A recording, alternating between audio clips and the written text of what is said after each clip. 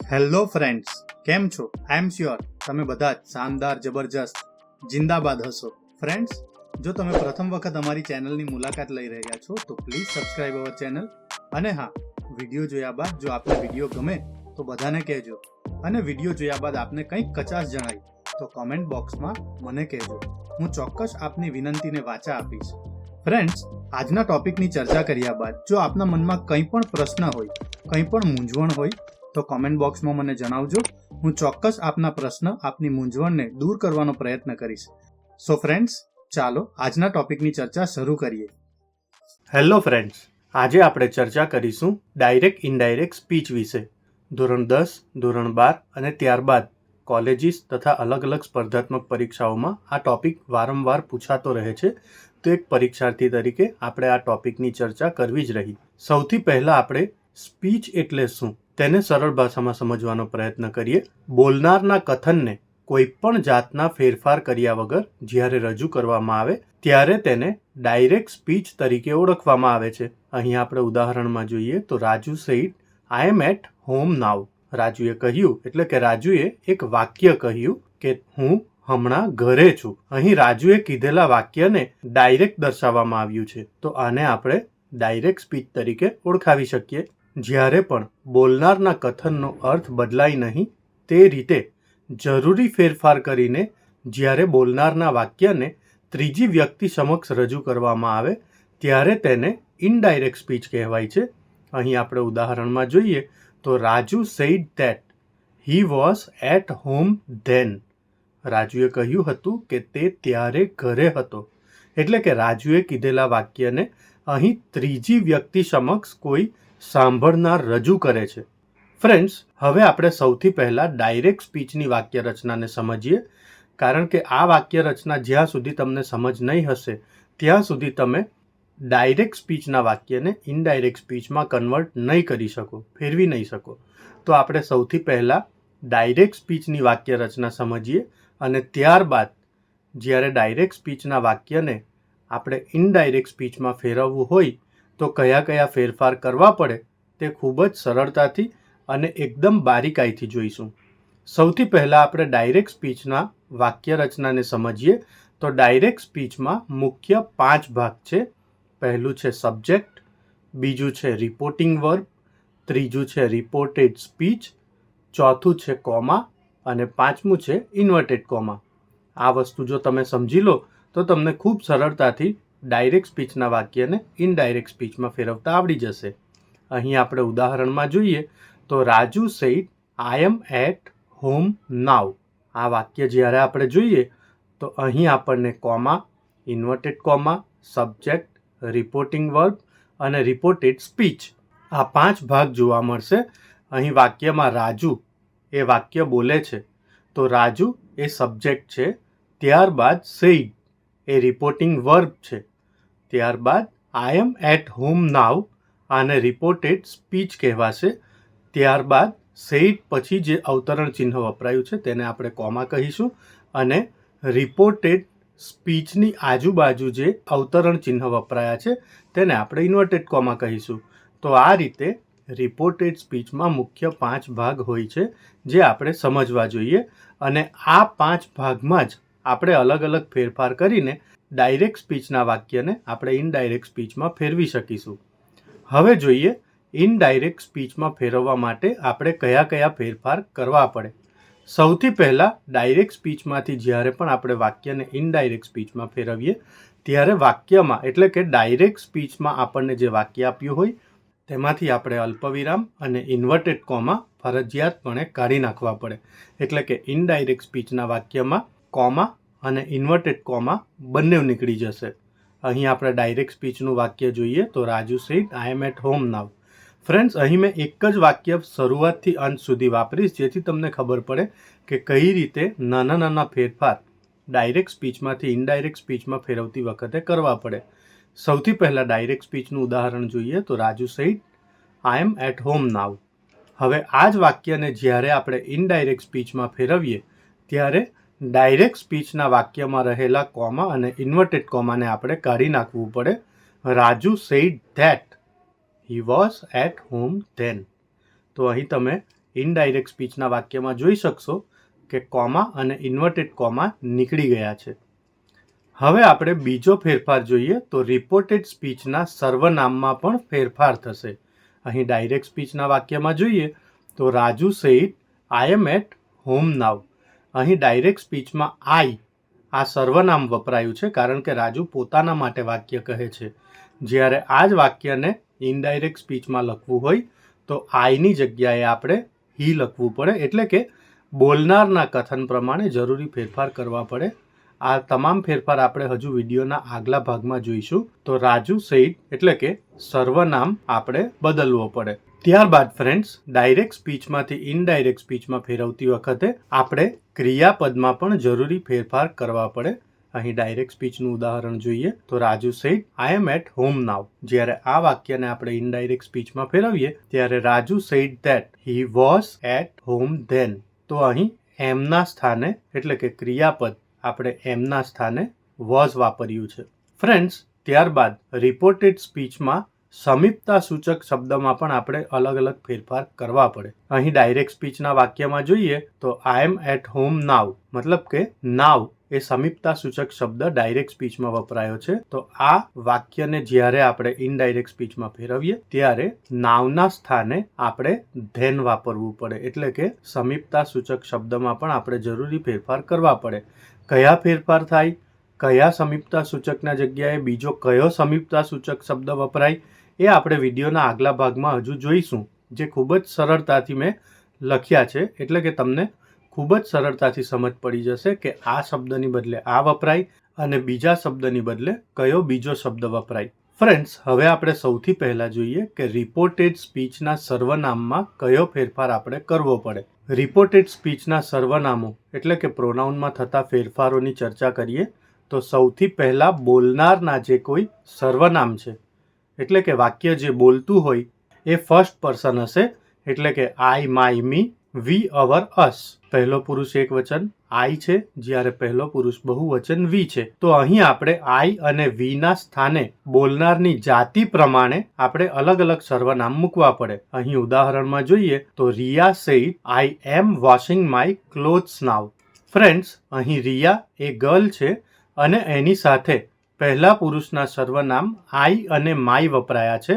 તો જ્યારે આપણે આ વાક્યને ઇનડાયરેક્ટ સ્પીચમાં ફેરવીએ ત્યારે Riya said that she was washing her clothes then, એટલે કે રિયા સ્ત્રી છે તો તેના માટે આઈના સ્થાને શી વપરાયું છે, જ્યારે માયના સ્થાને હર વપરાયું છે. જો અહીં કોઈ બોય હતે તો આપણે આઈના સ્થાને હી વાપરતે અને માયના સ્થાને હીઝ વાપરતે. તો ફ્રેન્ડ્સ, અહીં આપણે બોલનારની જે તે જાતિ પ્રમાણે અલગ અલગ સર્વનામમાં ફેરફાર કરવો પડે. બોલનારના આધારે આપણે પહેલા પુરુષના સર્વનામમાં ફેરફાર કર્યો છે, જ્યારે બીજા પુરુષના સર્વનામને આપણે સાંભળનારની જાતિ અને વચન પ્રમાણે ફેરફાર કરવા પડે. એટલે કે બોલનાર પહેલો પુરુષ હોય છે, જ્યારે સાંભળનાર બીજો પુરુષ હોય છે. તો ફ્રેન્ડ્સ, બીજા પુરુષના સર્વનામને આપણે સાંભળનારની જાતિ અને વચન પ્રમાણે બદલવા પડે. અહીં આપણે ઉદાહરણમાં જોઈએ તો I said to my son you are doing your homework nicely. એટલે કે અહીં એક પિતા પોતાના પુત્રને કહે છે કે તું તારું હોમવર્ક ખૂબ સારી રીતે કરી રહ્યો છે. ફ્રેન્ડ્સ, અહીં ડાયરેક્ટ સ્પીચના વાક્યમાં રિપોર્ટેડ સ્પીચમાં સન માટેના સર્વનામો યુ અને યોરનો ઉપયોગ થયો છે. તો જ્યારે આપણે આ વાક્યને ઇનડાયરેક્ટ સ્પીચમાં ફેરવીએ ત્યારે આ રીતે ફેરફાર કરવા પડે. I told to my son that he was doing his homework nicely. અહીં રિપોર્ટેડ સ્પીચમાં સન બીજો પુરુષ પુલ્લિંગ છે, તો ઇનડાયરેક્ટ સ્પીચમાં ત્રીજો પુરુષ માટેના સર્વનામ હી અને હીઝનો ઉપયોગ થશે. તો આ રીતે આપણે બીજા પુરુષના સર્વનામો એટલે કે યુ અને યોરને સાંભળનારની જાતિ અને વચન પ્રમાણે બદલવા જોઈએ. ફ્રેન્ડ્સ, ત્રીજા પુરુષના સર્વનામ એટલે કે he, his, him, she, her, her, they, their, them આ ત્રીજા પુરુષના સર્વનામોમાં કોઈ ફેરફાર થતો નથી. તો આ વસ્તુ ખાસ ધ્યાન રાખજો. જ્યારે પણ વાક્યમાં ત્રીજા પુરુષના સર્વનામ વપરાયા હોય ડાયરેક્ટ સ્પીચમાં તો તેમાં આપણે કોઈ ફેરફાર કરવાનો નથી, જેવું હોય તેવું ડાયરેક્ટ લખી દેવાનું છે. અહીં ઉદાહરણમાં જોઈએ તો I said to my sons, જુઓ અહીં બહુવચન થઈ ગયું. I said to my sons they are playing well. અહીં ધે એ ત્રીજા પુરુષના સર્વનામ છે, તો આ વાક્યને જ્યારે આપણે ઇનડાયરેક્ટ સ્પીચમાં ફેરવીશું ત્યારે અહીં ધેનું ધે જ રવા દઈશું, તેમાં આપણે કોઈ ફેરફાર કરીશું નહીં. અહીં ઇનડાયરેક્ટ સ્પીચમાં જોઈએ તો આઈ told to my Sons that, ફક્ત આપણે ધેટ મૂકી દીધું છે. ધે વર પ્લેઇંગ વેલ. તો આ રીતે જ્યારે ડાયરેક્ટ સ્પીચના વાક્યમાં ત્રીજા પુરુષના સર્વનામનો ઉપયોગ થયો હોય તો આપણે કોઈ પણ જાતનો ફેરફાર કરવાનો નથી. ફ્રેન્ડ્સ, હવે આપણે ઇનડાયરેક્ટ સ્પીચમાં સમીપતાનો અર્થ સૂચવતા શબ્દોમાં કયા કયા ફેરફાર થાય તે જોઈશું. અહીં તમને એક કોષ્ટકમાં ખૂબ જ સરળતાથી દર્શાવવામાં આવ્યું છે કે સમીપતાનો અર્થ સૂચવતા અલગ અલગ શબ્દો જો ડાયરેક્ટ સ્પીચમાં આપવામાં આવ્યા હોય તો એ શબ્દને આપણે ઇનડાયરેક્ટ સ્પીચમાં કઈ રીતે ફેરવવા એ શબ્દ જે તે શબ્દની સામસામે આપી દીધા છે. તો તમે આ કોષ્ટકનો સ્ક્રીનશોટ લઈ લેજો અને આના આધારે જ્યારે પણ તમે ડાયરેક્ટ સ્પીચમાંથી વાક્ય ઇનડાયરેક્ટ સ્પીચમાં ફેરવો ત્યારે ધીસનું ધેટ, ધીસનું ધોઝ, નાવ જસ્ટનું ધેન, હિયરનું ધેર, તો આ રીતે અલગ અલગ શબ્દો એકના સ્થાને કયો બીજો વપરાય સમીપતા સૂચક શબ્દ એ તમે આ કોષ્ટકના આધારે લખી શકશો. ફ્રેન્ડ્સ, હવે આપણે ઇનડાયરેક્ટ સ્પીચમાં વર્તમાન કાળ સૂચવતા સહાયકારક ક્રિયાપદોમાં કયા કયા ફેરફાર થાય તે જોઈશું. તમે આ કોષ્ટકનો પણ સ્ક્રીનશોટ લઈ લેજો. જો તમને ડાયરેક્ટ સ્પીચમાં વર્તમાન કાળના આ અલગ અલગ સહાયકારક ક્રિયાપદ જો આપવામાં આવ્યા હોય તો એ વાક્યને જ્યારે તમે ઇનડાયરેક્ટ સ્પીચમાં ફેરવો ત્યારે એમ ઇઝની જગ્યાએ વોઝ, આરની જગ્યાએ વર, હેઝ હેવની જગ્યાએ હેડ, કેનની જગ્યાએ કુડ, મેની જગ્યાએ માઇટ, શેલની જગ્યાએ શુડ અને વિલની જગ્યાએ વુડ. આ રીતે અલગ અલગ શબ્દો જે વર્તમાન કાળમાં સહાયકારક ક્રિયાપદ છે એને ઇનડાયરેક્ટ સ્પીચમાં ફેરવતી વખતે અલગ અલગ ફેરફાર તમે ખૂબ જ સરળતાથી કરી શકશો. ત્યારબાદ ફ્રેન્ડ્સ, ઇનડાયરેક્ટ સ્પીચમાં મુખ્ય ક્રિયાપદમાં થતા ફેરફાર હવે આપણે જોઈશું. સૌથી પહેલાં ઇનડાયરેક્ટ સ્પીચમાં મુખ્ય ક્રિયાપદમાં ફેરફાર જોઈએ તો સાદા વર્તમાન કાળમાં જો ક્રિયાપદ આપણને આપવામાં આવ્યું હોય તો એને આપણે ઇનડાયરેક્ટ સ્પીચમાં ફેરવતી વખતે સાદા ભૂતકાળમાં લખીશું. અહીં ઉદાહરણમાં જોઈએ તો ડાયરેક્ટ સ્પીચનું વાક્ય છે Riya said I like to play chess. અહીં આપણે લાઇક ક્રિયાપદના આધારે કહી શકીએ કે આ વાક્યમાં સાદો વર્તમાન કાળ વપરાયો છે. આ વાક્યને જ્યારે આપણે ઇનડાયરેક્ટ સ્પીચમાં ફેરવીએ ત્યારે સાદા વર્તમાન કાળને સાદા ભૂતકાળમાં ફેરવીશું, એટલે કે લાઇકનું લાઇક્ડ કરવું. Riya said that she liked to play chess. Friends, અહીં એક વસ્તુ પણ ખાસ ધ્યાનમાં રાખવી કે જ્યારે આપણે ડાયરેક્ટ સ્પીચમાંથી વાક્યને ઇનડાયરેક્ટ સ્પીચમાં ફેરવીએ ત્યારે ઇનડાયરેક્ટ સ્પીચમાં રિપોર્ટેડ સ્પીચની પહેલાં આપણે ધેટ મૂકવું જરૂરી છે. તો આ વસ્તુ પણ ખાસ ધ્યાનમાં રાખજો. સાદા વર્તમાન કાળને સાદા ભૂતકાળમાં ફેરવ્યા બાદ જ્યારે પણ આપણને ક્રિયાપદ ચાલુ વર્તમાન કાળનું આપ્યું હોય તો તેને આપણે ચાલુ ભૂતકાળમાં ફેરવવું જોઈએ.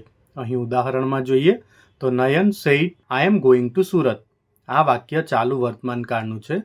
એમ ગોઈંગના આધારે આપણે કહી શકીએ કે આ વાક્ય ચાલુ વર્તમાન કાળનું છે.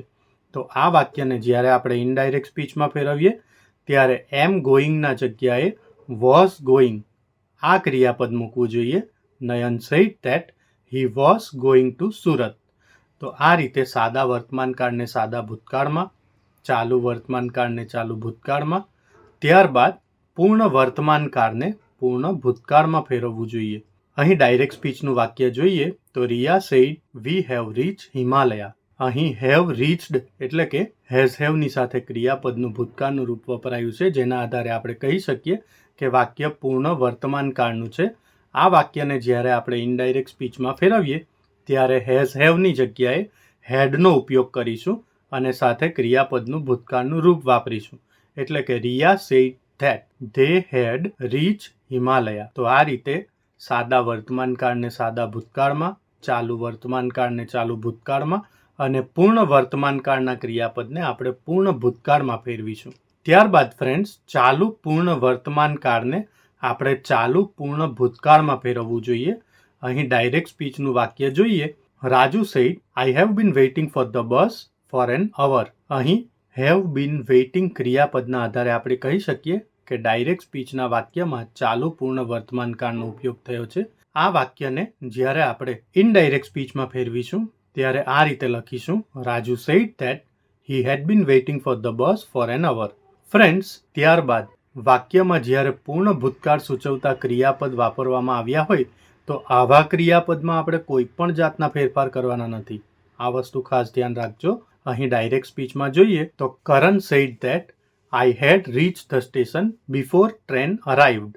એટલે કે હેડ રીચ એ પૂર્ણ ભૂતકાળનું ક્રિયાપદ છે. તો આ પૂર્ણ ભૂતકાળના ક્રિયાપદને જ્યારે આપણે ઇનડાયરેક્ટ સ્પીચમાં લખીશું ત્યારે આ ક્રિયાપદમાં કોઈ ફેરફાર કરવાનો નથી.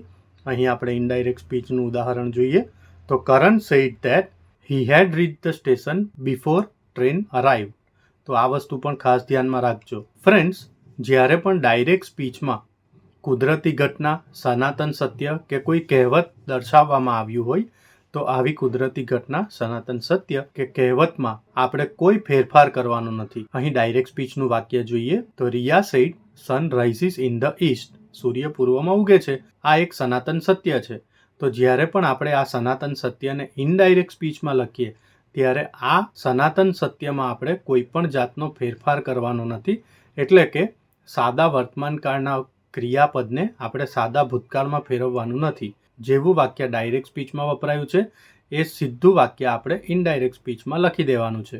અહીં ઉદાહરણમાં જોઈએ તો રિયા સેડ ધેટ, ફક્ત આપણે સેડ પછી ધેટ મૂકવાનું છે. સન રાઇઝિસ ઇન ધ ઈસ્ટ. તો આ રીતે કુદરતી ઘટના, સનાતન સત્ય કે કહેવતમાં આપણે કોઈ પણ જાતનો ફેરફાર કરવાનો નથી. સો ફ્રેન્ડ્સ, ડાયરેક્ટ સ્પીચમાંથી ઇનડાયરેક્ટ સ્પીચમાં વાક્ય ફેરવવા માટે આપણે આટલા ફેરફાર કરવા પડે. અહીં એક વસ્તુ ખાસ ધ્યાન રાખવી, મેં પ્રેઝન્ટેશનમાં નથી મૂક્યું કે ધેટનો ઉપયોગ ક્યાં કરવો. મતલબ કે ધેટનો ઉપયોગ આપણે રિપોર્ટિંગ વર્બ પછી તરત જ કરવાનો થાય છે. એ વસ્તુ દરેક ઇનડાયરેક્ટ સ્પીચના વાક્યમાં લાગુ પડે છે. તો આ વસ્તુ ખાસ ધ્યાન રાખજો. ફ્રેન્ડ્સ, હવે તમારી સ્ક્રીન પર એક્સરસાઇઝ રૂપે અમુક પ્રશ્નો આવશે. તમે આ પ્રશ્નોના સ્ક્રીનશોટ લઈ લેજો અને સ્ક્રીનશોટ લીધા બાદ આ પ્રશ્નોના ઉત્તર તમારી નોટબુકમાં લખજો. જો આપના આ પ્રશ્નોના ઉત્તર દરમિયાન કંઈ પણ મૂંઝવણ હોય તો પ્લીઝ કમેન્ટ બોક્સમાં જણાવજો. હું ચોક્કસ આપની મૂંઝવણને દૂર કરવાનો પ્રયત્ન કરીશ. Thank you very much. So friends, હું આશા રાખું છું કે આજે જે માહિતી મેં આપને આપી તે આપને ગમી હશે. જો આપ ઈચ્છો છો કે હું બીજા પણ આવા ટોપિક પર વિડીયો બનાવતો રહું તો પ્લીઝ કમેન્ટ બોક્સમાં એ ટોપિકના ટાઇટલ મને જણાવજો. હું ચોક્કસ એ ટોપિક પર આપની સાથે ચર્ચા કરીશ. Thank you very much and best luck for your exams.